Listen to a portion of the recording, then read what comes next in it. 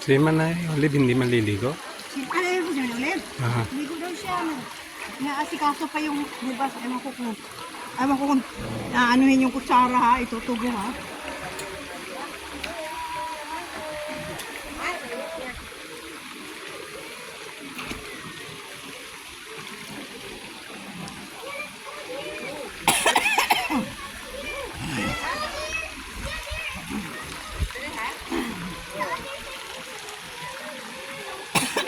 Kung doon malamig.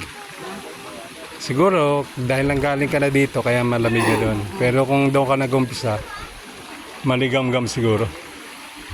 At maraming tao doon. Ha? Mas maganda pa yung dito. Flowing water naman to.